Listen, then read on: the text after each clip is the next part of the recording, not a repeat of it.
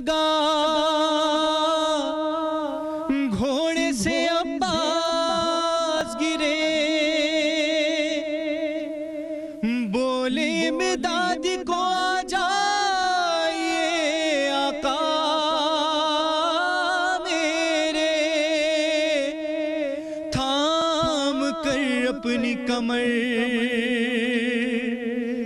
شاہ خدارن کو چلے، دیکھ میدان میں عباس ہیں بے جان پڑے،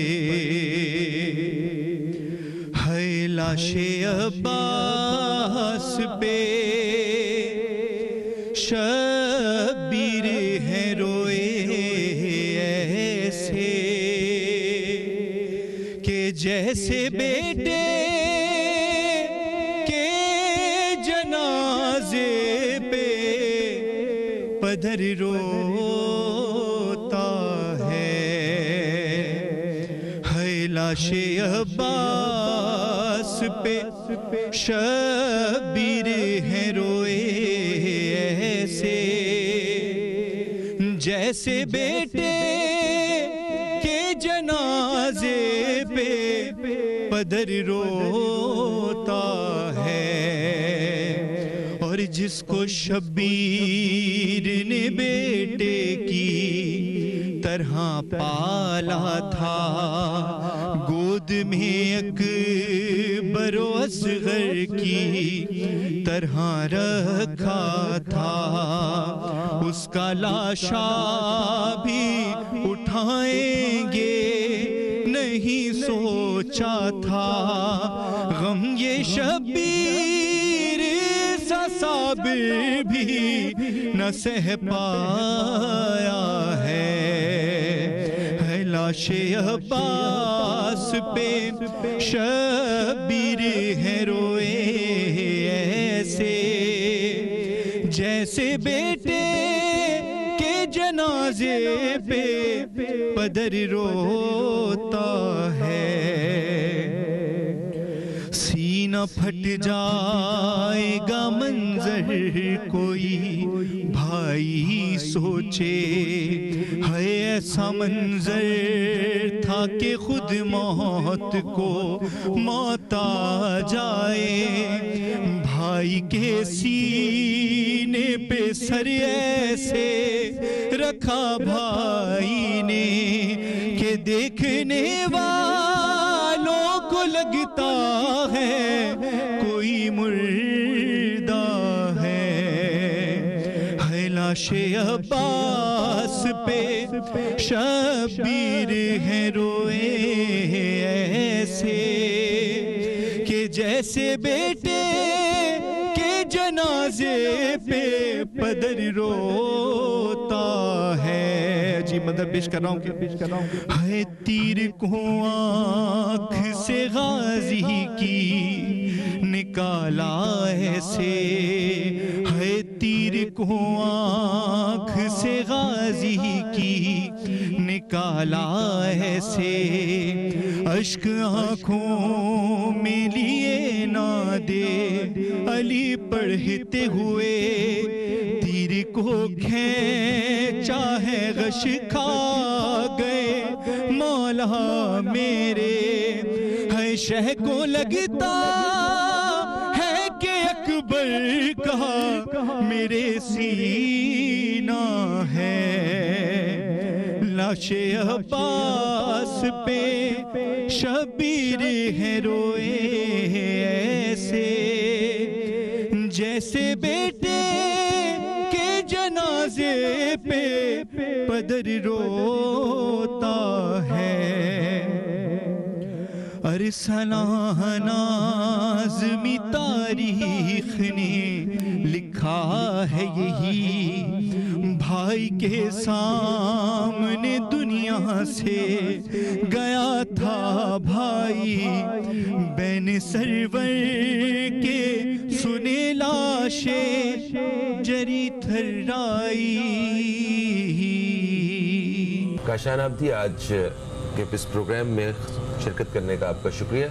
السلام علیکم، میں ہوں فہیم عباس اور میں ہوں زہرا رضا۔ میری طرف سے بھی تمام دیکھنے والوں کو السلام علیکم۔ آپ دیکھ رہے ہیں نیوز کیفے، اور نیوز کیفے میں آج ہم ایک خصوصی پروگرام میں آپ کو بتاتے چلیں کہ آج ہم بات کریں گے خاص طور پہ مارکہ کربلا کے حوالے سے۔ یہ ایک واقعہ نہیں ہے، ایک شعور، حریت، خودداری، جرأت، شجاعت، اصرار و قربانی اور صبر و انقلاب کا مکمل فلسفہ ہے۔ اس مارکے میں صرف جوانوں نے ہی نہیں، بچوں نے بھی بڑھ چڑھ کے حصہ لیا، جنہوں نے باوجود کمسنی کے جو مقصد نبی صلی اللہ علیہ وآلہ وسلم ہے اور اسلام کو زندہ رکھا ہے۔ ان کربلا کے شہیدوں نے اپنی جرأت اور کردار اور عمل کے ذریعے اسلام کو ایک حیات جاودانی عطا کی ہے۔ آج ہم اپنے پروگرام میں اسی حوالے سے بات کریں گے کہ یہ پیغام امام حسین وہ کیا ہے، مقصد نبی صلی اللہ علیہ وآلہ وسلم وہ کیا ہے۔ بالکل، آج کے پروگرام میں ہم بات کریں گے کہ فلسفہ کربلا کیا ہے اور کربلا کا جو واقعہ تھا اس کی ضرورت کیوں پیش آئی، کیوں امام حسین علی مقام نے اتنی بڑی قربانی جو ہے وہ پیش کی۔ اس حوالے سے ہم بات کریں گے۔ ہمارے ساتھ اسٹوڈیو میں اس حوالے سے علماء کرام بھی موجود ہیں، ان کا تعارف کرانا چاہوں گی۔ ہمارے ساتھ موجود ہیں سید علامہ سید باقر زیدی صاحب، جو کہ ایک اسلامک اسکالر ہیں، ان کو خوش آمدید کرتے ہیں۔ السلام علیکم سر۔ السلام علیکم۔ اور ان کے ساتھ ساتھ موجود ہیں علامہ محمد امجد چشتی صاحب، یہ بھی ایک اسلامک اسکالر ہیں۔ سر، آپ کو بھی شو میں خوش آمدید کہتے ہیں۔ السلام علیکم، کیسے ہیں سر؟ اچھا، اس سے پہلے کہ ہم آج کے اس موضوع کے حوالے سے باقاعدہ گفتگو کا آغاز کریں اور علماء کرام کی موجودگی میں سوال جواب کا ایک سلسلہ شروع کریں، ایک چھوٹا سا وقفہ ہے، اس وقفے کے بعد آپ سے دوبارہ ملاقات ہوتی ہے۔ کہیں مت جائیے، اب تک دیکھتے رہیے نیوز کیفے، دیکھتے رہیے۔ بریک کے بعد آپ کو نیوز کیفے میں خوش آمدید کرتے ہیں۔ آج 9 محرم الحرام ہے۔ آج سارا عالم اسلام جو ہے وہ نواسہ رسول سید شہداء امام حسین علی مقام کی یاد منا رہا ہے۔ شو کا آغاز کرتے ہیں۔ علماء کرام ہمارے ساتھ موجود ہیں۔ سید باقر عباس زیدی، آپ کی طرف آؤں گی۔ سر، آج 9 محرم الحرام ہے۔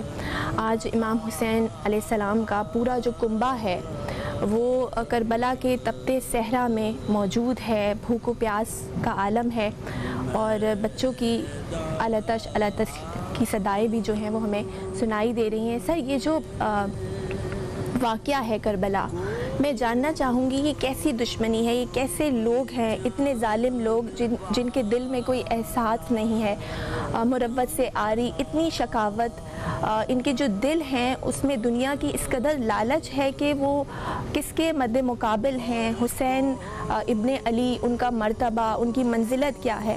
سر، میں جاننا چاہوں گی کہ یہ جو جنگ ہوئی اس کا مقصد کیا تھا، کیوں ان کے مخالفین نے امام حسین علیہ السلام کا پورا کنبہ، پورے آل رسول کو اس طرح سے شہید کیا گیا۔ بسم اللہ الرحمن الرحیم، انا للہ و انا الیہ راجعون۔ اسلام کی تاریخ جو ہے وہ مختلف حادثات سے بھری ہوئی ہے۔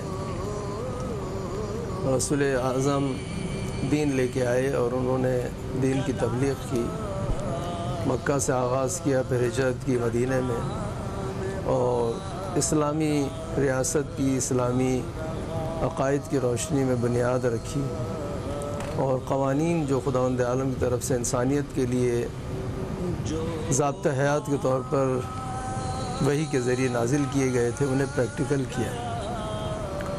ایک مختصر سا جواب سب لوگ دیتے ہیں کہ جی، امام حسین علیہ السلام نے اسلام کی بقا کی خاطر اپنا سب کچھ قربان کیا۔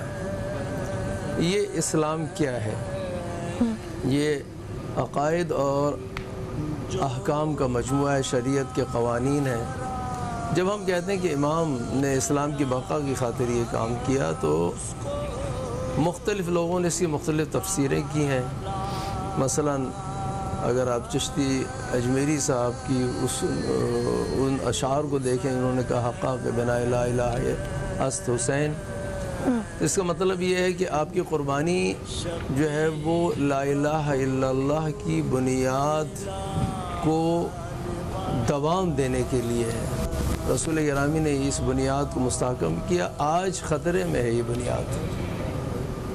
اب یہ کس طرح سے خطرے میں ہے، جو مقابل ہے وہ کون ہے، اور اس کے جو اجداد ہیں انہوں نے رسول گرامی کے ساتھ کیا دشمنی کی مکہ میں، پھر جنگیں کی مسلسل، بدر سے لے کر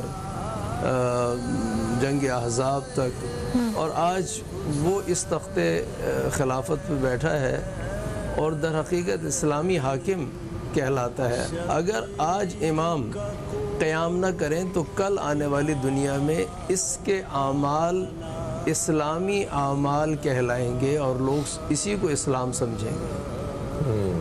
اگر امام آج قیام نہ کریں اور اس کی جو غلط روش ہے، اس نے جو بدعتیں رائج کی، اس نے جو اسلام کے ساتھ اس کی تخریب کاری کی، اور یہاں تک کہ اہل حرم جب آئے ہیں شام کے دربار میں تو اس نے جو اشعار پڑھے ہیں اور اس میں اعلان کیا کہ میرا تو عقیدہ یہ ہے، اور اظہار کیا کہ میں بدر کے اپنے جو میرے اجداد تھے مارے گئے ان کا بدلہ لینے کے لیے میں انتقام کی آگ میں جل رہا ہوں، تو یہ وہ لوگ تو رسول گرامی کے مقابلے پر آئے تھے اور رسول گرامی نے اسلام کی بقا کی خاطر ان سے جنگ کی تھی۔ آج یہ اس کینے کو نکالنا چاہتا ہے، اور ایک یعنی یہ اجمالی بات تھی۔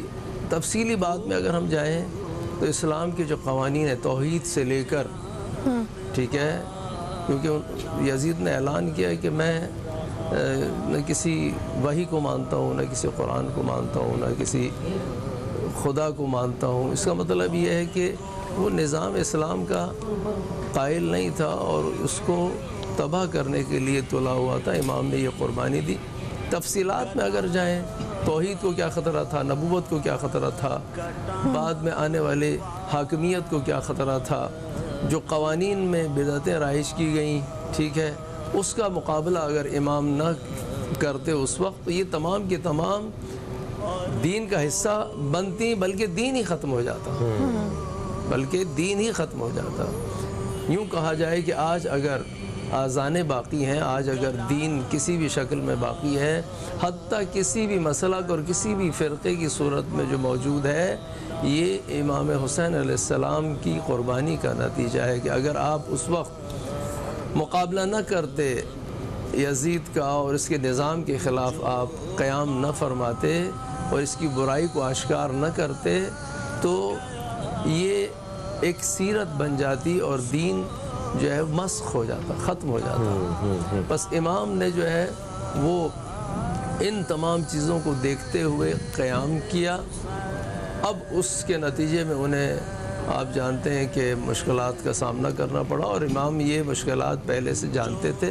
نہ فقط آپ جانتے تھے، آپ کے والدین، آپ کے نانا، جب آپ کی پیدائش ہوئی اسی وقت یہ بات آ گئی تھی، جبرائیل نے یہ اعلان کیا تھا کہ اس آپ کے فرزند کو آپ کی امت قتل کرے گی، اور اس طرح سے یہ معاملہ اس وقت پیش آیا۔ اس وقت جو ہے وہ انہوں نے گریہ بھی کیا، لیکن یہ ایک ضروری امر تھا۔ اگر ہم نے اسلام کو باقی رکھنا ہے تو اس کے لیے اس فداکاری کی اس وقت ضرورت تھی۔ اگر یہ فداکاری انجام نہ پاتی اور جو ضمیر بالکل مردہ ہو گئے تھے اور دین لوگوں کے دلوں میں جو ہے وہ تقریباً ختم ہو گیا تھا، اگر امام انہیں نہ جھنجھوڑتے، ان دلوں کو بیدار نہ کرتے اپنی اس مظلومانہ قربانی کے ذریعے، تو آج دین کا نام و نشان نہ ہوتا۔ بے شک، کیونکہ امام حسین علیہ السلام نے ہمیشہ حقداروں اور مظلوموں کا ساتھ دیا ہے، اور اپنی جان کا نذرانہ پیش کر کے آئندہ آنے والی جتنی بھی قومیں ان کو ایک جدوجہد کرنے کے لیے مضبوط پلیٹ فارم جو یہ مہیا کیا۔ اس حوالے سے سوال جواب کا سلسلہ جو ہے وہ آج علماء کرام سے جاری رہے گا، اور ہمارے ساتھ جناب علامہ محمد امجد چشتی صاحب بھی موجود ہیں. آپ سے بھی گفتگو بالکل کی جائے گی. ایک چھوٹا سا وقفہ ہے، وقفے کے بعد دوستو آپ کی خدمت میں حاضر ہوتے ہیں. کہیں مت جائیے، اب تک دیکھتے رہیے اور ہماری آج کی خصوصی نشریات دیکھتے رہیے.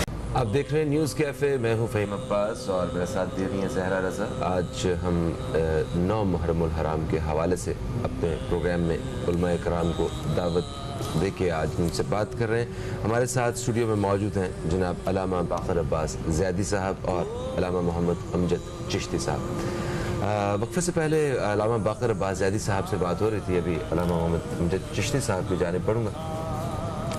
وہ جو مقصد نبوی ہے صلی اللہ علیہ وآلہ وسلم، اور وہ کیا ہے، کچھ اس کا اشارہ کرتے ہوئے مجھے تھوڑا سا اس حوالے سے ہماری رہنمائی کیجیے گا کہ اس وقت تو دین اسلام کو خطرہ تھا، اور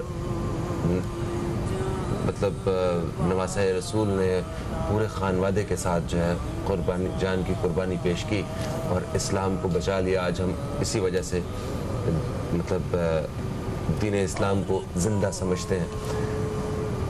آج جو دین اسلام کی حالت ہے، کیا آج بھی خطرہ ہے؟ آج بھی یزیدیت کو حسینیت اسی طرح مٹا رہی ہے؟ اور وہ ذمہ داری کن لوگوں کے سر؟ ذرا اس حوالے سے بھی تھوڑی رہنمائی کیجیے گا. بسم اللہ الرحمن الرحیم. الحمدللہ رب العالمین والصلاة والسلام علی سید الانبیاء والمرسلین. اما بعد، فہیم بھائی آپ نے بہت اچھا سوال کیا. پہلے تو میں یہ بات عرض کرتا چلوں کہ حضرت امام عالی مقام امام حسین رضی اللہ تعالی عنہ صرف ایک شخصیت نہیں، ایک ہستی نہیں، بلکہ ایک پورا ادارہ تھے.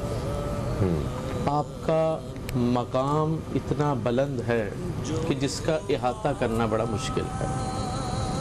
اور محرم کے حوالے سے میں یہ بات کرتا چلوں کہ اس مہینے کا احترام ہم سب پر لازم ہے، اس لیے کہ اس میں اتنا بڑا سانحہ پیش آیا. اصل چیز یہ نہیں ہے، غم اس چیز کا نہیں ہے کہ آپ شہید ہوئے.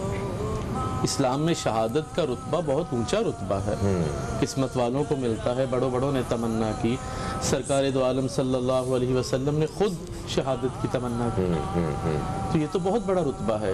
شہید جو ہے وہ تو حیات جاوداں پا جاتا ہے. لیکن یہاں ہمیں جو سوگ ہم مناتے ہیں یا ہمیں جو پریشانی کا عالم ہوتا ہے، دل پہ اثرات ہوتے ہیں، وہ اس چیز کے ہیں کہ اتنی بڑی ہستی جو کہ اللہ کے رسول صلی اللہ علیہ وسلم کو انتہائی محبوب ہے، جن کے بارے میں سرکار نے فرما دیا حسین منی و انا من الحسین، کہ حسین مجھ سے ہے اور میں حسین سے.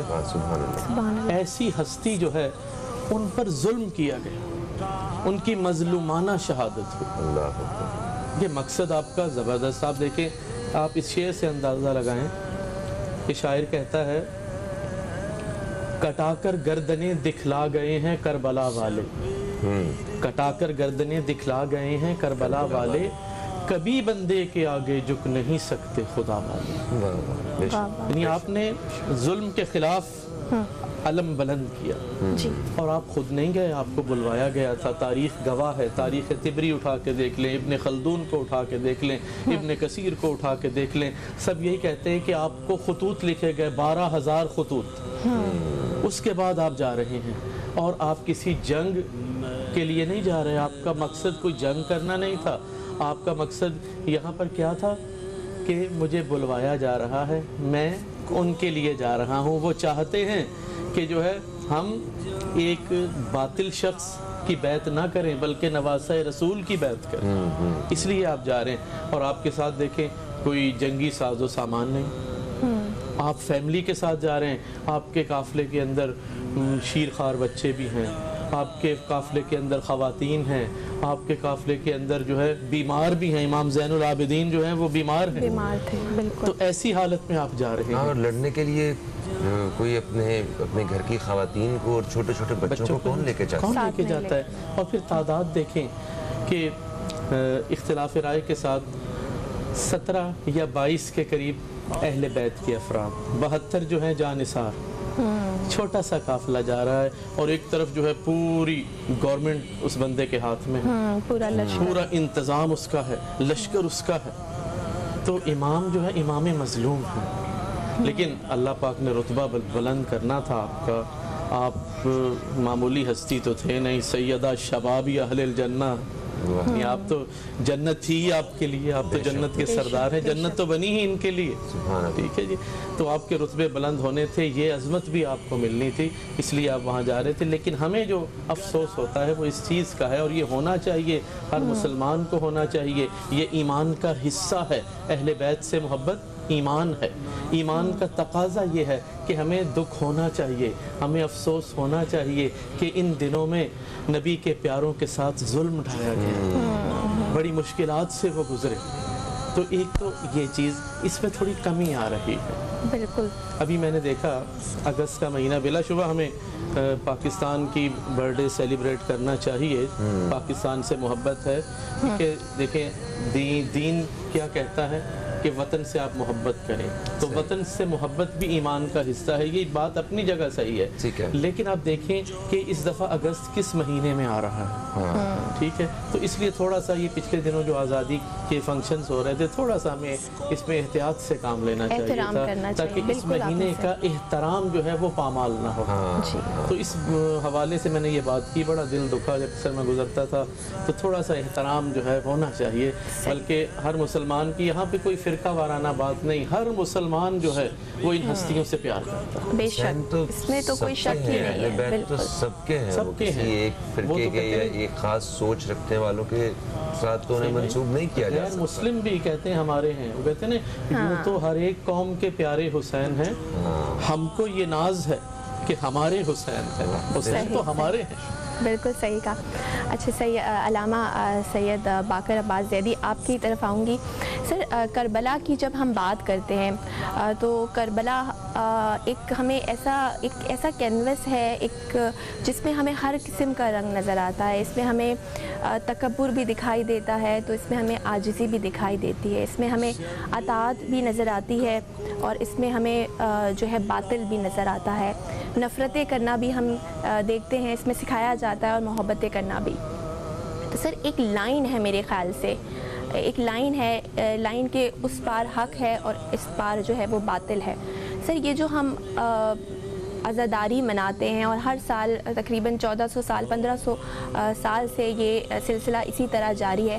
میں سر جاننا چاہوں گی کہ اس عزاداری کا جو ہے وہ مقصد کیا ہے، کس طرح سے یہ ہمارے جو شعور ہے یا ہماری جو فکریں ہیں ان کو بیدار کرتا ہے. یہ میں کسی ایک گروہ کی بات نہیں کری، بینگ اے مسلم تمام عالم اسلام کی کیا ذمہ داری بنتی ہے؟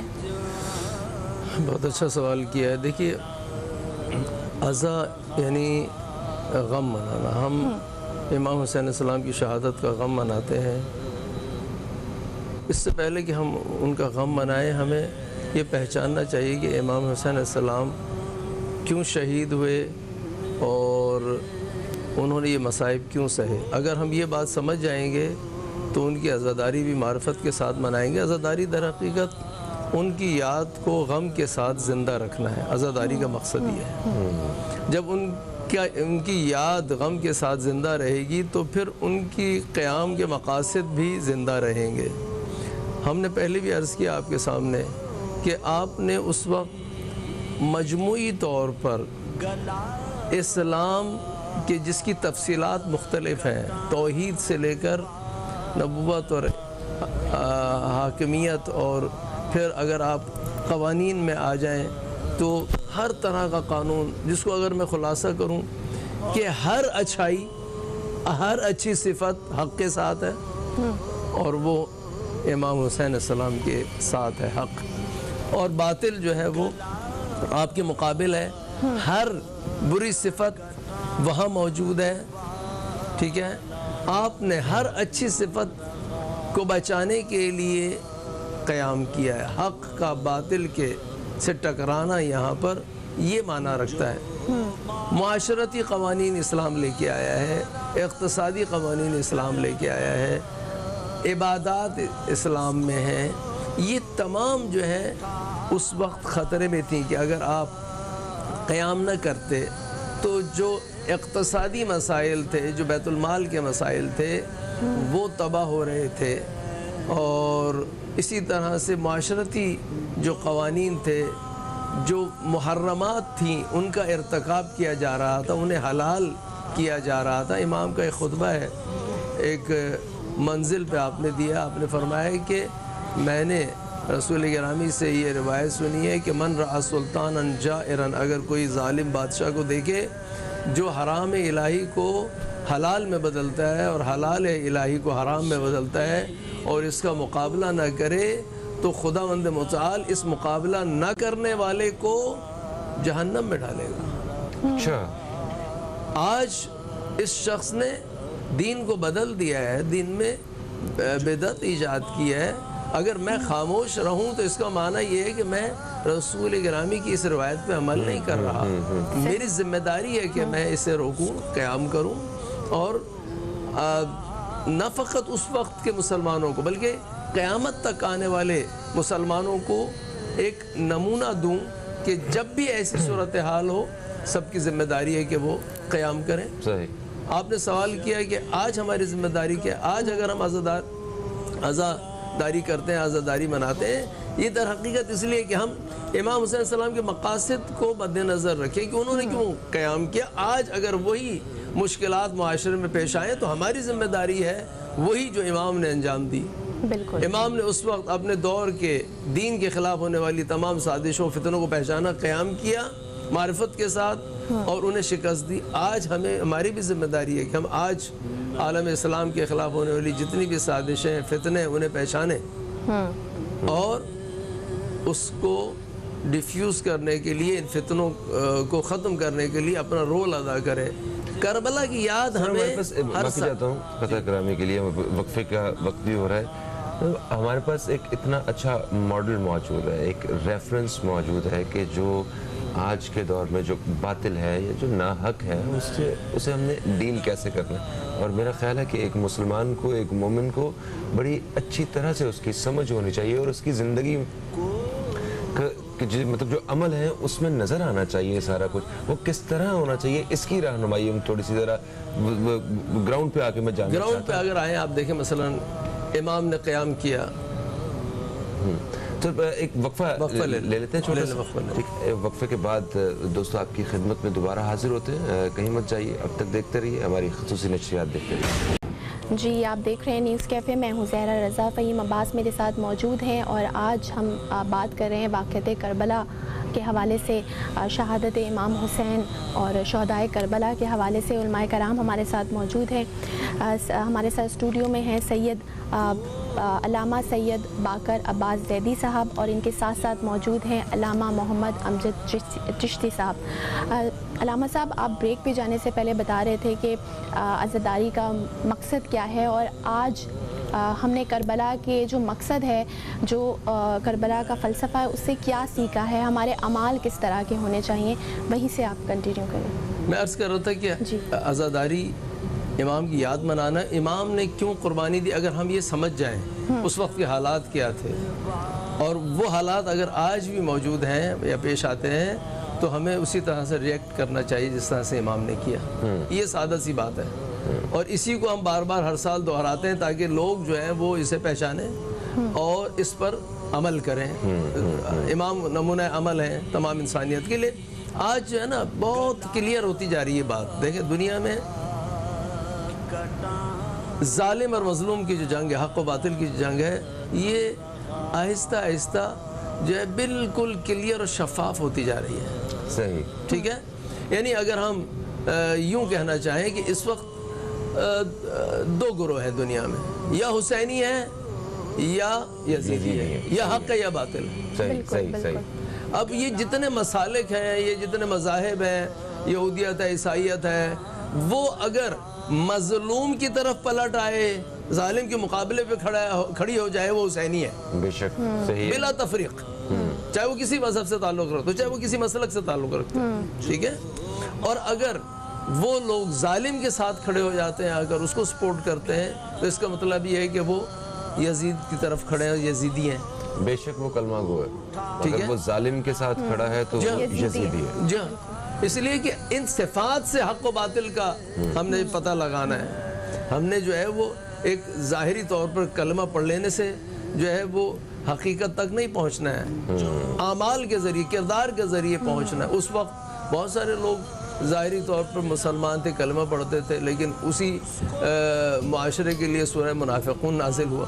ٹھیک ہے، تو ایسا نہیں ہے. ہمیں اس نقطے کو مد نظر رکھنا. آج اگر ہمیں دیکھنا ہے، فرض کریں میں ایک مثال دیتا ہوں، اس وقت ایک اہم مسئلہ یہ تھا کہ اقتصادی طور پر جو مالی، جب بادشاہت آتی ہے، ملوکیت آتی ہے، تو وہ کیا کرتی ہے؟ وہ کہتی ہے کہ جناب جو میں کہتا ہوں وہی دین ہے، جو میں کہتا ہوں وہی بیت المال ہے، جو میں کہتا ہوں وہی معاشرے میں ہونا چاہیے، جو میں کہہ دوں، جو حکم دے دوں وہی رائج ہونا چاہیے. مثلا یزید نے اہل حرم کے سامنے، یہ تمام مورخین نے لکھا ہے کہ جام وہ ایک بھرتا تھا، پیتا تھا، اور جو آدھا پیتا تھا اور آدھا امام کے سر پہ ڈالتا تھا.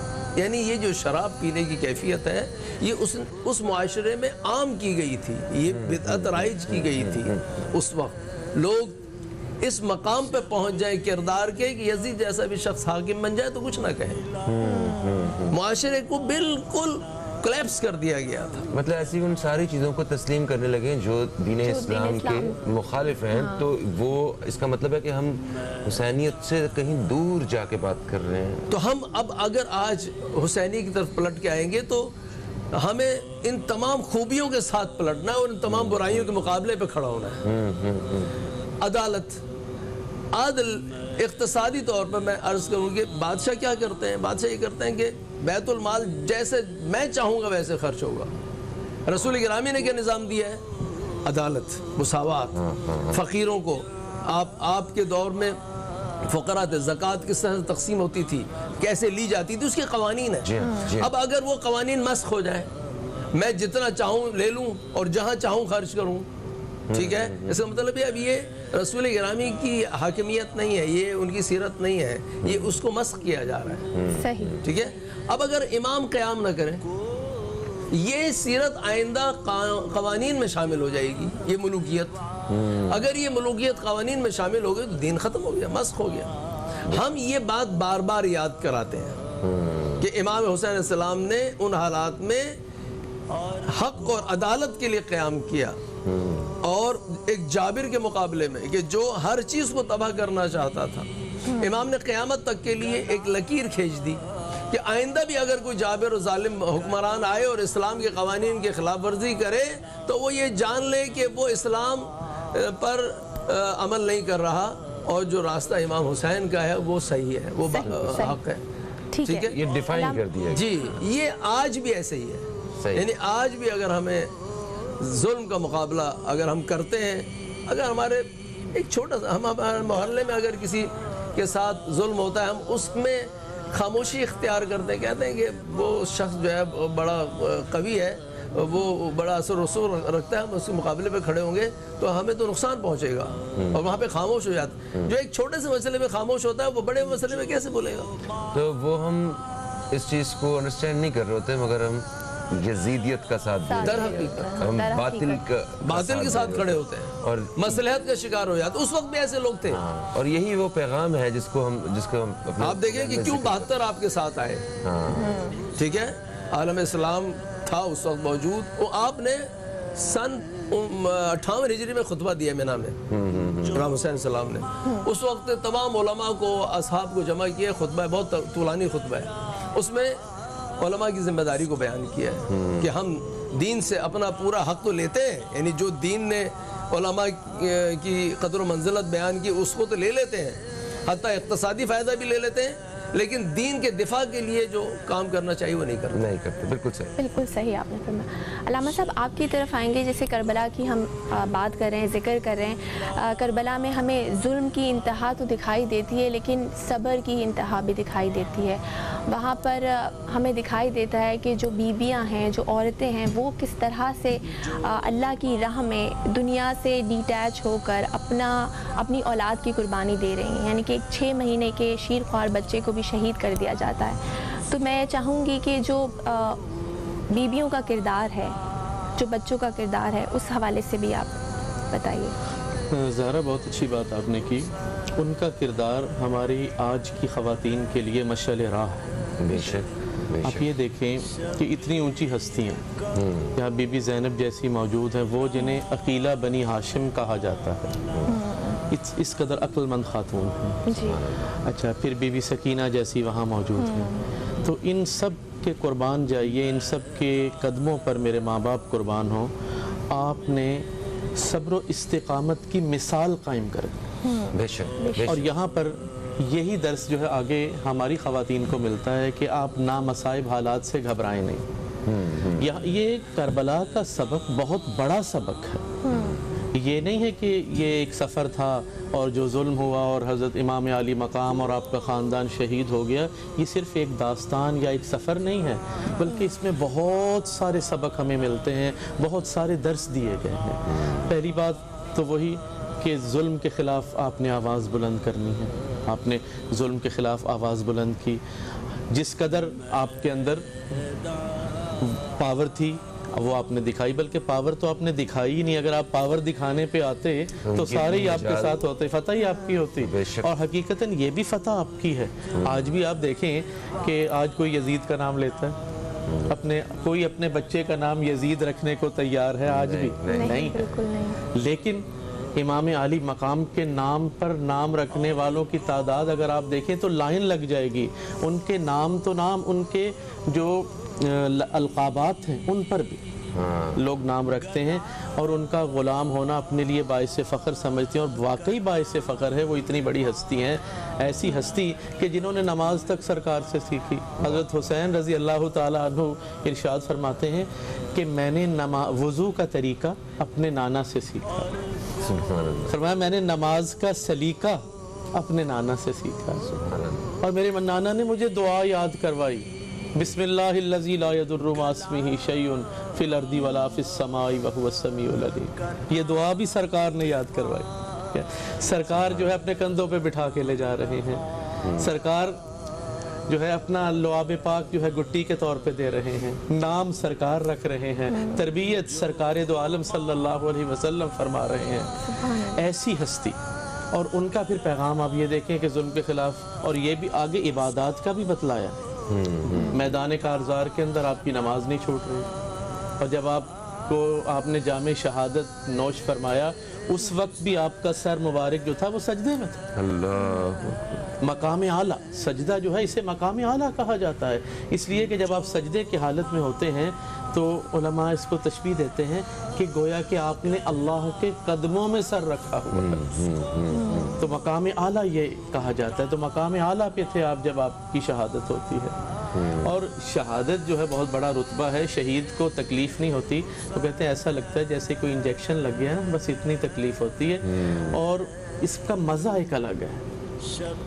اس سے بہتر موت جو ہے وہ اس کی شکل ہی کوئی نہیں ہے. اس کی وجہ فہیم بھائی یہ ہے کہ اہل جنت جب جنت میں چلے جائیں گے نا, تو وہاں پر اللہ تبارک و تعالی جنتیوں کو مقام رضوان عطا کر دیں گے. مقام رضوان وہ جگہ ہے جہاں جا کر خواہشات ختم, اینڈ ہو گیا, اب کوئی خواہش باقی نہیں. لیکن وہاں کچھ لوگوں کی ایک ڈیمانڈ ہوگی, شہداء کی ایک ڈیمانڈ ہوگی. اچھا, وہ مطالبہ کریں گے اللہ سے. وہ مطالبہ کیا ہوگا کہ اللہ آپ ہمیں دوبارہ دنیا میں بھیجیے, ہم وہاں جائیں, پھر آپ کی راہ میں اپنی گردن کٹوائیں, کیونکہ جو مزہ ہمیں گردن کٹوانے میں آیا نا وہ کسی چیز پہ نہیں آیا. سبحان اللہ. اور وہ کیوں کہتے ہیں کہ جس وقت شہید جام شہادت نوش کر رہا ہوتا ہے اس وقت اس کو دیدار خداوندی کروایا جاتا ہے. सुभान اللہ تبارک و تعالیٰ کا جب دیدار ہوتا ہے تو شہید اتنا محو ہو جاتا ہے کہ اسے پتہ ہی نہیں چلتا کہ اس کے ساتھ کیا ہو رہا ہے. وہ خدا کی راہ میں تو اپنی جان قربان کر رہا ہوتا ہے. اور اسی لیے تو فرمایا کہ انہیں مردہ نہ کہو. ان کو اللہ تعالیٰ نے خاص حیات بھی عطا کی ہے, وہ زندہ ہیں, ہم کہہ ہی نہیں سکتے. اگر آج ان کے ساتھ ہم جو ہے مرحوم کا لفظ لگا دیتے ہیں تو یہ غلط ہو جائے گا.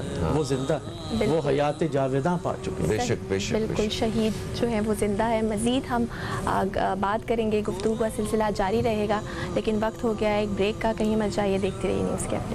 کچھ دیر میں چل جائے گا اس پیاسے گلے پر خنجر, نہ دیکھ سکو گی مادر, نہ دیکھ سکو گی مادر, نہ دیکھ سکو گی مادر, نہ دیکھ سکو گی مادر. کچھ دیر میں چل جائے گا اس پیاسے گلے پر خنجر, نہ دیکھ سکو گی مادر, نہ دیکھ سکو گی مادر. نانا سے کیا تھا وعدہ, اب اس کو وفا کرنا ہے. گھر بار فدا کر کے یہ خود کو بھی فدا کرنا ہے. کچھ دیر میں چل جائے گا اس پیاسے گلے پر خنجر, نہ دیکھ سکو گی مادر, نہ دیکھ سکو گی مادر. بیٹا ہوں تمہارا اماں, مرنے پہ نہیں ہوں مضطر, ہے فکر بس اتنی مجھ کو زینب کی چھنے نہ چادر. کچھ دیر میں چل جائے گا اس پیاسے گلے پر خنجر, نہ دیکھ سکو گی مادر, نہ دیکھ سکو گی مادر, نہ دیکھ سکو گی مادر, نہ دیکھ سکو گی مادر.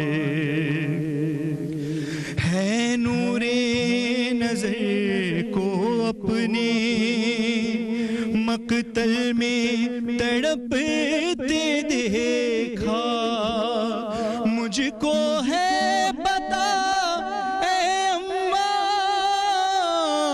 بیٹے کی موت کا صدمہ.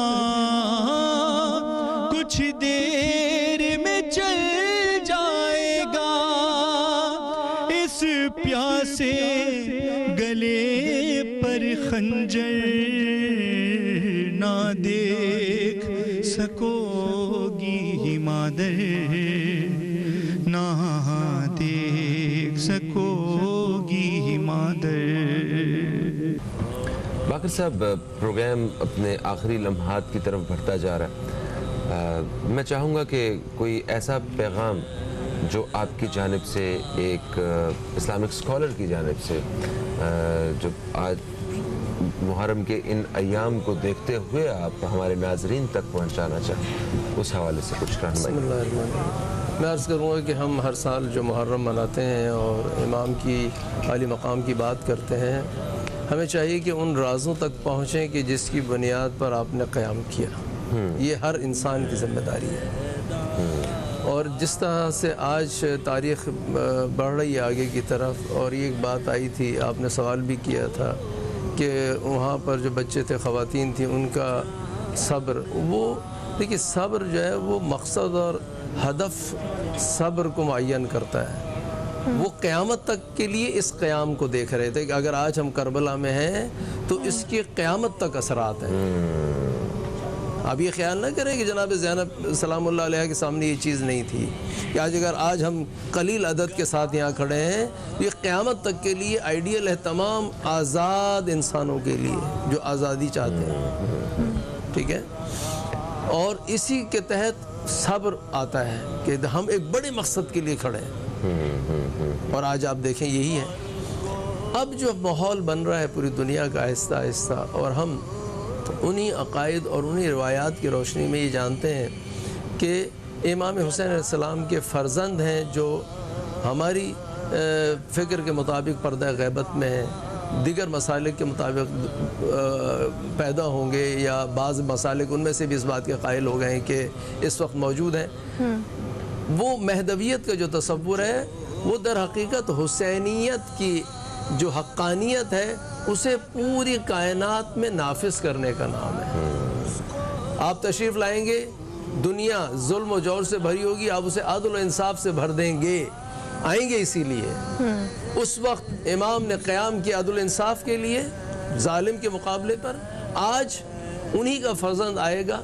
اور اس وقت جو دنیا میں آپ دیکھیں، یہ نجف سے کربلا واک جو شروع ہوئی ہے، اس نے پوری دنیا کو حیران کیا ہوا ہے۔ سر دیکھیں، امام مہدی علیہ السلام کا جو ظہور ہے اس کے بعد تو چیزیں ایک دم واضح اور کلیئر ہو جائیں گی نا کہ یہ حق ہے اور یہ ناحق ہے نا، مگر ان کے ظہور سے پہلے ایک کنفیوژن ہے، وہ ان سے ظہور سے پہلے جو کنفیوژن ہے وہ بھی کلیئر ہے۔ اگر آپ دیکھیں لائن لے لیں، اگر ہم نے یہ طے کر لیا کہ ہم حسینی ہیں تو تمام چیزیں اس اینک سے آپ دیکھیں گے کلیئر ہے۔ سر سارے کلمہ گو اپنے آپ کو حسینی ہی سمجھتے ہیں، یہ بھی تو نہیں سمجھتے ہیں، یہی اپنے آپ کو حق پہ نہیں سمجھتے، یہی لوگ ہیں۔ میں نے عرض کیا نا کہ آپ کے ساتھ قلیل عدد کے لوگ تھے، کلمہ گو تھے، لیکن نہیں آئے آپ کا ساتھ دینے۔ آج بھی ایسا ہے، اچھا ہے ایسا، ٹھیک یہ ماننا پڑے گا،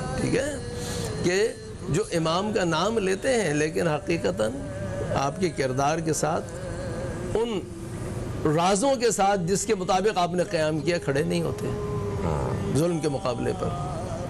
اب آپ کے سامنے ایک کھلی ہوئی کتاب ہے، بتانے کی ضرورت نہیں ہے کہ ہم کس قدر مصلحت کا شکار ہوتے ہیں، ٹھیک ہے، اور ہم ظالم کے سامنے چپ رہتے ہیں، مظلوم کا ساتھ بھی نہیں دیتے، ٹھیک ہے، ایک چھوٹے سے مسئلے میں نہیں دیتے ہیں تو اس وقت جو عالمی مسائل ہیں اس میں کیسے دیں؟